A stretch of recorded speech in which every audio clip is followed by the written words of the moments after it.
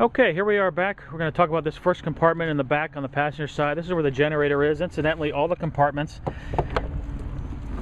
use the same key, a different key from the door though. And then here's where the generator is. It's an Onan 6.5 or 6500 genset.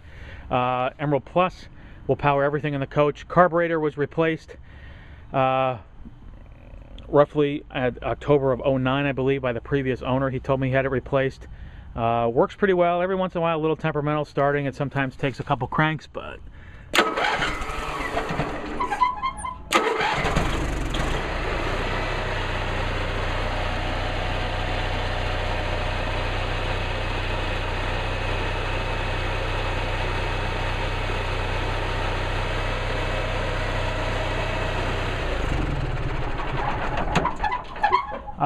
I changed it so it runs pretty good. If you come look at the RV, I'll show you a little trick. Every once in a while, a little trouble starting this. It has to do with this fuse right here. It's just a temperamental connection there, and usually just take the fuse out, put it back, and it's fine. But oil was changed last year by me, oil and filter. Like I said, carburetor was done.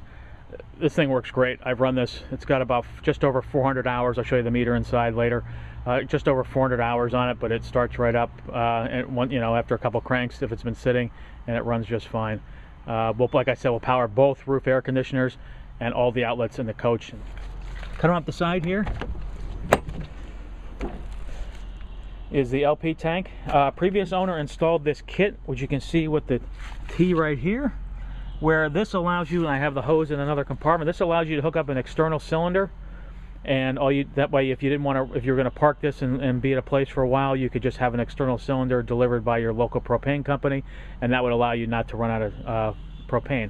That T will also let you hook up another line, which I don't have. You'd have to buy separately. That would allow you to power a propane grill in your campsite or whatever. But I don't have that option. But just have the one that plugs in.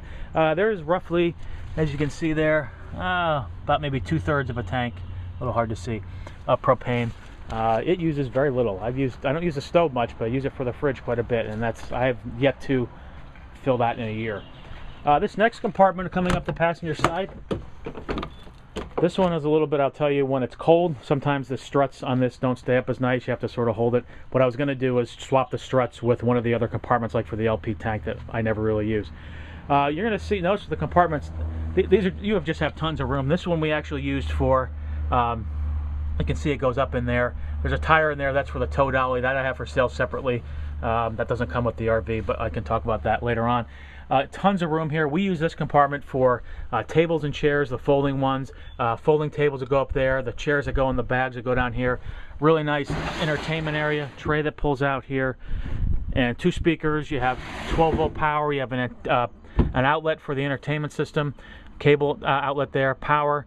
Radio here, it's not the greatest, to be honest with you. And the tape deck sometimes gets a little funny, and the antenna's missing on the roof, but that would be just a simple replacement. I really rarely used it, and when I did, I used the tape adapter, which is how I know, with an iPod, which is how I know why it gets a little funny sometimes. Once again, that'd be next to nothing to replace, especially like that. Just get a cheapy one to throw in there. Didn't use it enough to warrant doing that. And then coming up, another compartment here. No shortage of compartments. This one I use for mostly, you can see I have the power cord I talked about earlier. There's the hose that you'd use to hook up the external propane tank. You can see that whole kit with the hose kit was $112, and that was probably a couple years ago, I guess. There's the hose there. This RV, you can see, has storage that goes straight through. When we get on the other side, you'll see a little better the light. This RV does not have leveling jacks, so I have these blocks you can use to level, and then there's also these stands here you can use to level, manual levels. That never was a really big deal for me. We're going to walk around the other side now. Like I said, step, a little wobbly, but it works. Never was a big deal because I know a good friend of mine has problems with his, and he's having trouble getting the controller right, and I just usually tried to park with something this big. You're really going to be in a flat spot anyway. A lot of times you're going to look for a flat spot, so I'm not really I was never really a big issue for me. This compartment, this is one of the ones that goes all the way through, and I'm going to open up the right next to it. So these join. They're not, there's a divider in the middle, but they join. so you can pass through here. You can see now how with the light coming through the other side, how much space there actually is. This goes the entire width of the coach, with the exception right there where your stairway is. Okay, so there's plenty of room right there. You can stick night tents and you know, like fold up tents and things, screen rooms, charcoal, whatever you name it, you can put it up there. Bigger items, coolers fit really nice here. We had a small propane like fake heater we had in there. It's maybe about a foot round. They fit real nice. And then this compartment here, this is on the other side of the entertainment area. So you see this one's nice and wide. So if you got a really long cooler or something long you want to fit in there, you can fit that in. Now you see how that goes all the way through. That tire will not be there. That comes out. That's for the tow dolly. Unless you want to purchase the tow dolly separately, we can work something out there. That would go with it. And coming down the back side, this is one of those quirky things I was telling you about. This doesn't really lock. There's the gas filler just sort of sits in there with the door. This is your termination area, your hookup area. These two valves here are your black water and your gray water. Black water is toilet water, gray water is everything else, sink and shower. These I literally just replaced last week because they were starting to leak a little bit, so I just redid both of them. Up in here you have a flush for your black water tank. So you'd hook your hose at the campground up here, turn it on, it flushes your black tank and cleans it out. Anything like toilet paper and things like that that might get hard in there. You do have a shower here. So if you wanted to, you know, for instance, last time I used this, I stepped in a puddle of mud, came out, and you turn the water pump on right here, and then you're good to go. And that would be all there is to it. So you see there, that comes on. So you have hot and cold water, you know, to do whatever you want with. And then the city water fill is here, so when you're in the campground, you'd hook up here, or when you want to fill your tanks, that's sort of chosen by this diverter here. If you're on city water, meaning you're not going to use your onboard tank, you would turn it to here. If you wanted to fill the tank before you left the campground, turn it to here, it would fill your tank for you. That's one of two ways to fill the tank. There's a cable TV input here that feeds the coach. It's a telephone input. I've never used a telephone input, and I've never had to use the cable input. Light, there's a light that's on top here. And then a water pump, which I talked about earlier. All right, I just realized that light's burnt.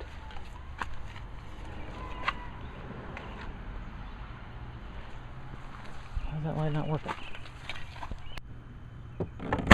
All right, moving along here to the compartment right behind the rear wheels on the driver's side. This is sort of where your hookups go. On the left side, you're going to see some what are called termination valves or dump valves or blade valves. Those are literally brand new last week. I put them in. This is how you empty your tanks in at the campground. Black water, gray water. Black water, toilet water, gray water is your shower and sinks.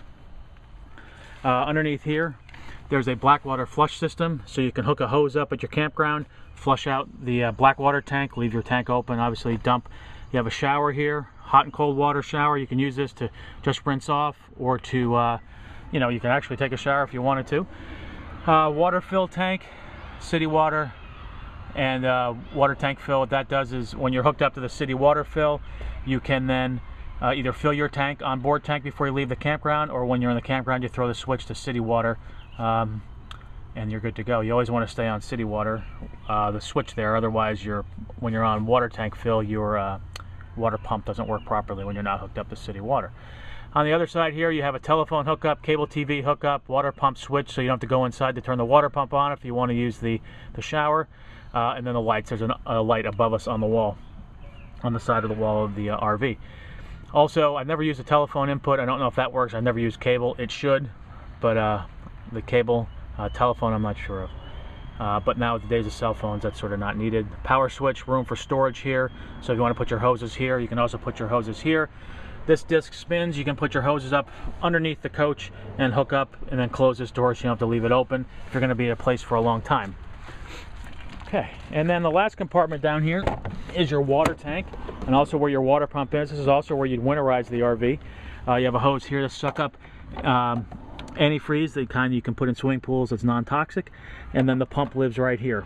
There's also a drain valve and some other valves in there depending on what you want to do. Water pump, and there's quite a bit of storage here, so you could put more things in here.